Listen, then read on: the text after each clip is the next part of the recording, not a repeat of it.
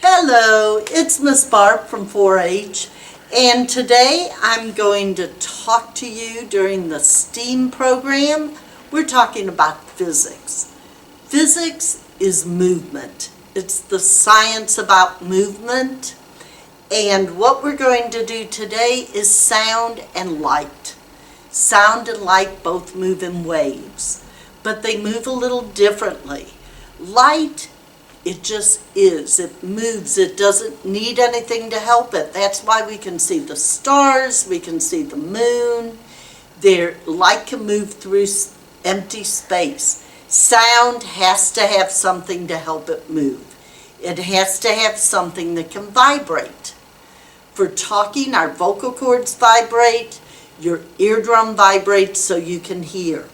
So they react a little bit differently when they reach something. Think about when the light reaches a solid object, it stops. When sound reaches a solid object, that's when you can hear it. It's like when I knock on the table or when you knock on a door. I'm going to show you some projects that you can do at home, some simple experiments that use everyday things that you have at your house. We'll start with the light. Light does different things, refraction and shadows. A fun way to do shadows, you can do it two different ways. One, if you're inside, you will need a couple of objects and a flashlight. Piece of white paper for either one of them. For inside, you have the white paper, and you simply decide a couple places where you want to put the flashlight. Put a little pen mark or something there. Then you set your objects up. Now what you're going to do is first you're going to predict. You're going to predict where the shadow is going to fall. That's your hypothesis. In science, we always do a hypothesis. It's your guess. So you're going to sketch where you think the shadow, what's it going to look like if the light's shining from here? And you're going to just do a little sketch of how you think it'll look. And then, after you do a little sketch from each direction, how is it going to look when the light's here? How's it going to look when it's placed here? What's it going to look like here? After you do your prediction, turn on your flashlight, shine it, and see how close your drawing is. Sketch the actual shadow and compare. Was your hypothesis correct? And it's okay if it wasn't. Science isn't always correct the first time it makes a guess. Science changes and science learns. So with your hypothesis, you might not have had what it was, but you'll learn how it would be when you actually see it and compare. And that's the good thing about science.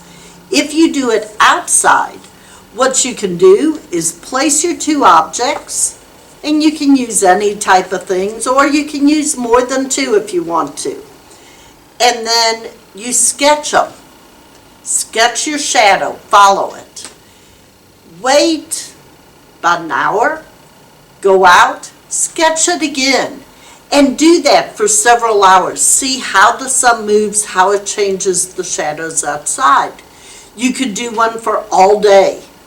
You could place them in the middle, and you could start your sketch in the morning, and every hour during the day go out, do another sketch, watch the sun move, watch the shadows change.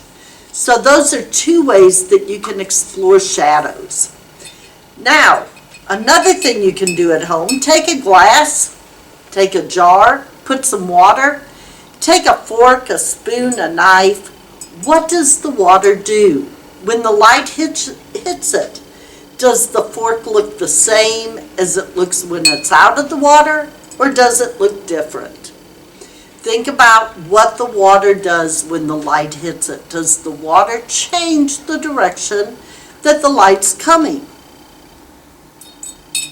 Another thing you can do, and this is fun, if you camp or at night, have a jug of water. When light hits water, it refracts, it scatters. So what you do, you have your jug of water, your flashlight, you put your light up against the flashlight up against the jug of water, turn off the lights in your room, and you might be amazed. This can light up an entire room.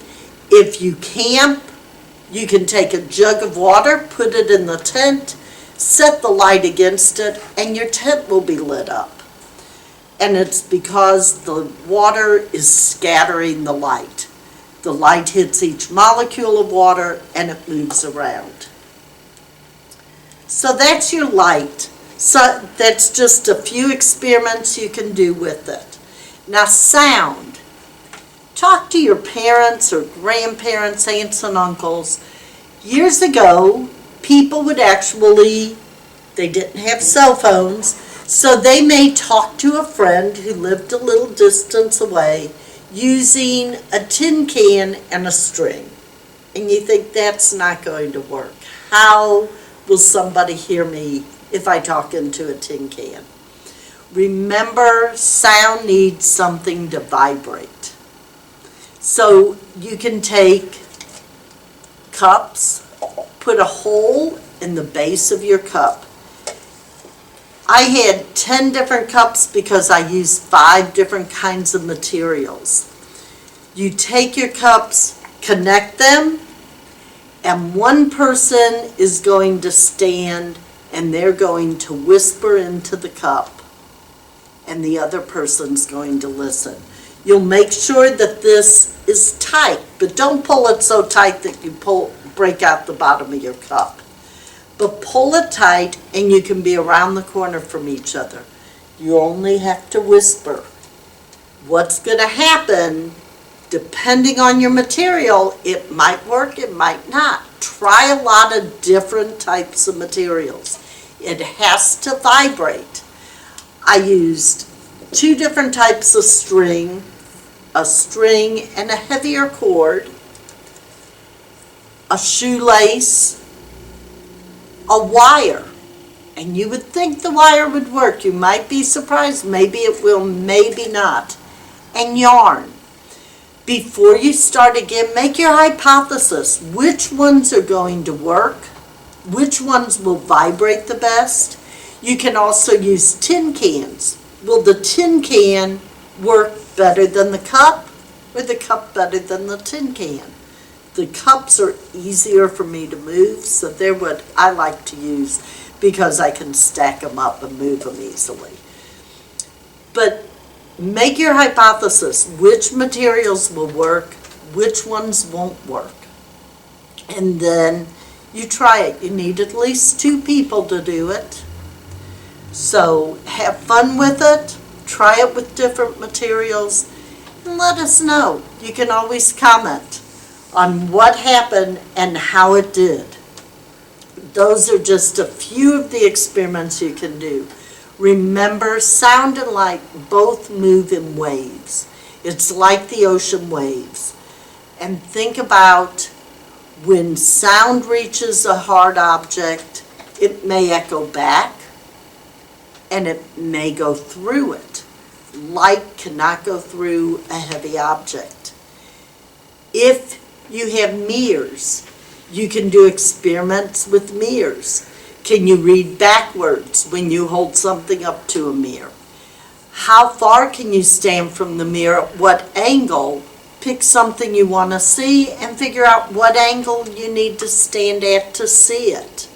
Because the light and your eyes will reflect with the mirror and change how you see things. So those are things you can do at home, very simple.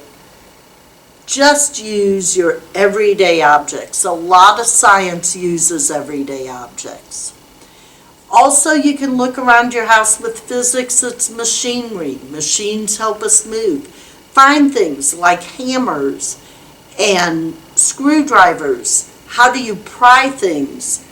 Talk to the adults around you. Find out how tools are used. That's all physics. Electricity is physics because it's movement. When I do a program at the library about physics, I have with me the electric. That uses things that aren't always easy to have at home, and I wanted to make sure I did today experiments that you can do at home with everyday objects. Hope you're still getting books from the library. There are lots of good books on physics that you can check out. And as the library reopens, watch the calendar. 4-H, we do programs at a lot of the different libraries. I'm at the Southwest Library, and so is Miss Amy. And we do photography, we do nutrition there. We're also at the Northeast Library, the South Central Library, Iroquois Library, Newburgh Library. So come watch. We may add some more libraries this year. We'll have to wait and see. We have programs just for homeschoolers. Lots of science and nutrition programs during the day that are offered to homeschool. We also have programs for Cloverbud. Those are ones who are 8 and under. Most of our 4-H programs aim 9 to 18-year-olds.